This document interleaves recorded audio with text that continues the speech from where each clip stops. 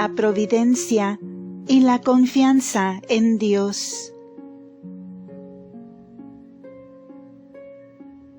El Relicario de Filotea les presenta el episodio número 11. Es un hecho que en todos los pueblos se expresa el haber por fórmulas equivalentes. Haz tu deber, venga que viniere. Es preciso hacer el bien y evitar el mal. El placer y el interés deben estar subordinados al deber, lo deleitable y lo útil a lo honesto. Es un principio eterno que siempre ha sido verdadero y siempre lo será. ¿Cuál será el fundamento próximo del deber o de obligación moral? Lo es, como expone Santo Tomás, el principio de finalidad. Todo ser obra por un fin y debe tender al fin que le sea proporcionado. De ello se deriva que la voluntad del ser racional debe tender hacia el bien honesto o racional, para que está ordenada. La facultad de querer y de obrar racionalmente está ordenada para el acto racional, como lo está el ojo para la visión, el oído para percibir el sonido, el pie para andar, las alas para el vuelo, la inteligencia para la verdad. La potencia es para el acto correlativo. De no tender a él, pierde su razón de ser. No solo es mejor para la potencia el tender hacia su acto, sino que allí está su ley íntima y primordial. La voluntad que de suyo es capaz de querer, no solo el bien sensible, deleitable o útil, mas también el bien honesto o racional, es decir, la voluntad que esencialmente está ordenada al bien honesto. No puede dejar de quererlo sin perder su razón de ser. Esta voluntad existe para amar y querer el bien racional, bien que debe ser realizado por aquella, es decir, por el hombre que puede realizarlo y existe para realizarlo. Tal es el fundamento próximo de la obligación moral. Mas, ¿no existirá otro fundamento supremo, mucho más elevado? La voz de la conciencia es a veces extraordinariamente poderosa cuando manda o prohíbe ciertas acciones, como el falso testimonio, la traición o cuando reprende y reprueba tras una grave falta.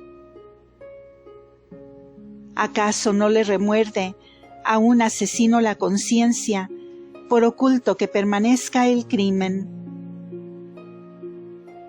Los hombres lo ignoran, pero la conciencia no cesa de reprochárselo, aún dudando el criminal de la existencia de Dios.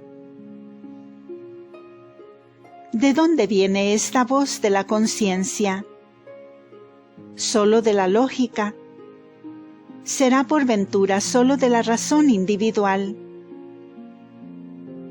Pero es una voz que se hace oír por todos y cada uno de los hombres. Es una voz que a todos domina. ¿Vendrá quizá de la legislación humana? Pero esta voz de la conciencia habla más alto que las leyes humanas, de todos los pueblos, más alto que la sociedad de las naciones. Esa voz nos dice que la ley injusta no obliga en conciencia, y los mismos legisladores que dictan una ley mala son reprendidos allá en lo secreto de su alma por la recta razón que en ellos subsiste.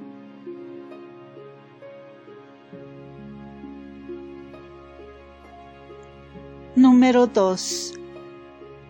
La ordenación de nuestra voluntad al bien moral supone una inteligencia ordenadora divina. ¿De dónde sale, pues, esa voz de la conciencia, en ocasiones tan potente? ¿No vendrá de arriba? Si para ordenar un medio a un fin se requiere inteligencia ordenadora, capaz de conocer en el fin la razón de ser del medio, una inteligencia capaz, por consiguiente, de constituir el medio para el fin. Sí, como arriba queda dicho, el orden físico del universo presupone una inteligencia ordenadora divina. ¿Con cuánta más razón no la ha de exigir esta ordenación que vemos de nuestra voluntad al bien moral? No existe ordenación pasiva sin la correspondiente ordenación activa. En nuestro caso, sin la ordenación del autor de la naturaleza. Si de las verdades especulativas eternas, por ejemplo, una cosa no puede a la vez ser y dejar de ser, se asciende por manera necesaria hasta la verdad eterna, fundamento de todas las demás. ¿Por qué no elevarse del principio de la ley moral? Es necesario hacer el bien y evitar el mal hasta la ley eterna. La diferencia es que aquí partimos de principios prácticos y no de especulativos. El carácter obligatorio del bien no altera la demostración, sino solo le añade nuevo realce.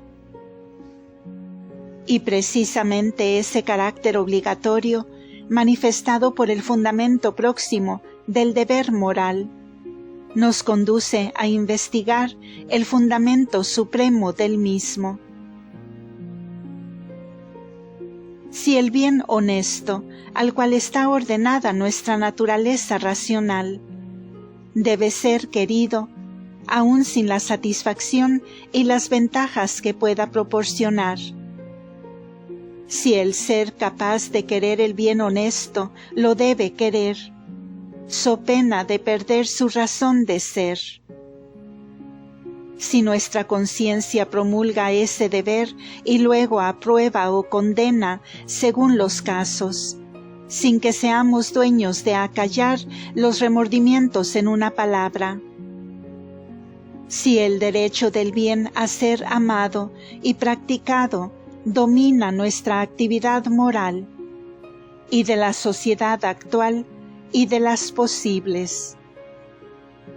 Como el principio de contradicción domina todo lo real, actual y posible, necesario es que de toda la eternidad haya habido algo en que fundar estos derechos absolutos del bien.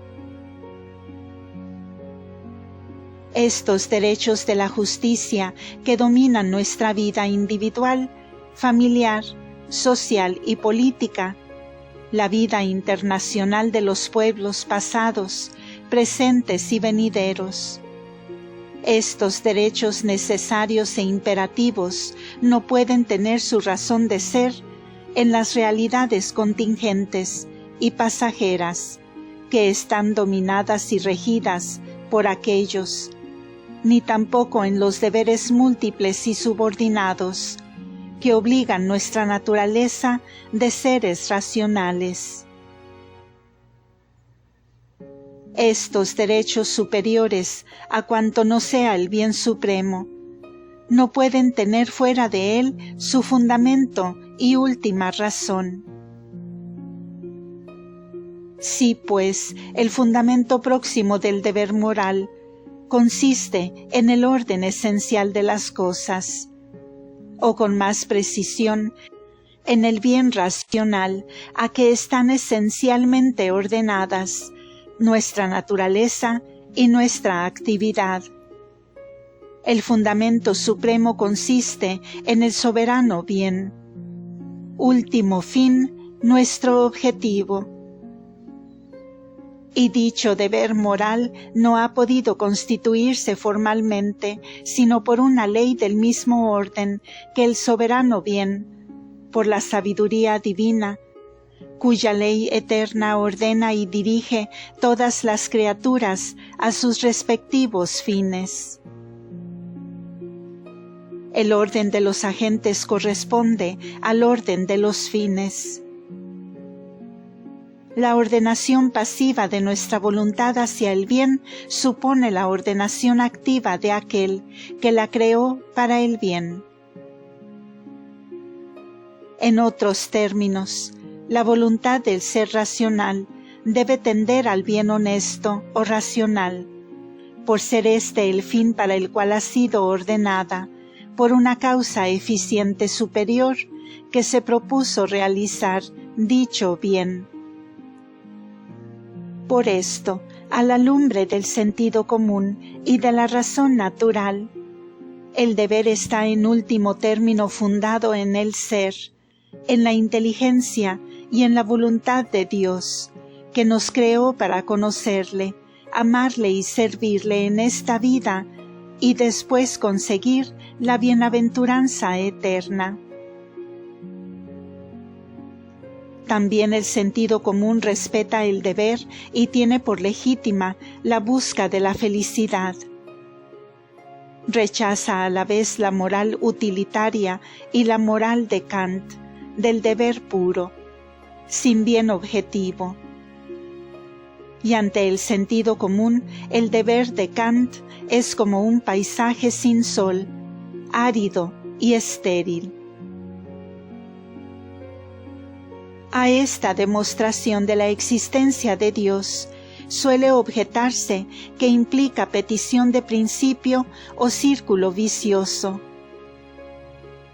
No existe deber moral propiamente dicho, arguyen, sin un legislador supremo, y es imposible sentirse categóricamente obligado al deber moral, si antes no se conoce la existencia del supremo legislador. O sea, la prueba propuesta supone lo que trata de demostrar. A lo sumo puede asignársele el mérito de declarar de una manera más explícita lo que implícitamente supone admitido. A esta objeción se puede y debe responder lo que sigue. Basta exponer primero la ordenación pasiva de nuestra voluntad al bien moral, para luego probar que debe existir una causa primera que así ha ordenado nuestra voluntad al bien, por cuanto no se da ordenación pasiva sin ordenación activa. Así, el orden del mundo supone una inteligencia suprema ordenadora, y las verdades eternas que dominan la realidad contingente y la inteligencia finita requieren también fundamento eterno. Además de la ordenación pasiva de nuestra voluntad al bien moral, puede también tomarse por punto de partida la obligación moral manifestada en sus efectos. Por ejemplo, en los remordimientos del asesino. ¿De dónde viene esa voz terrible del remordimiento, que ningún criminal puede acallar en el fondo de su alma? La recta razón nos manda a hacer el bien racional, al cual nuestra naturaleza está ordenada, mas no lo manda en calidad de causa primera eterna. Pues bien observado tenemos cada uno de nosotros cómo da la voz de mando, luego calla, vuelve después sobre sí, En una palabra, tiene muchas imperfecciones y limitaciones. Ella misma ha sido ordenada y no es el principio del orden. Es, pues, necesario subir más alto, hasta la sabiduría divina que ordena todo para el bien supremo. Solo allí encontraremos el fundamento supremo de la obligación moral o del deber. No hay en ello círculo vicioso. Del remordimiento o de la satisfacción del deber cumplido, subimos a la conciencia, que reprueba o aprueba. Luego buscamos el origen de la voz de la conciencia. El origen primero no está en nuestra razón imperfecta, que comenzó a dar la voz de mando. Nuestra razón da la voz de mando en calidad de causa segunda, que supone otra causa primera eterna, simple y perfecta. La sabiduría por esencia, que todo lo dispone para el bien. Continuará.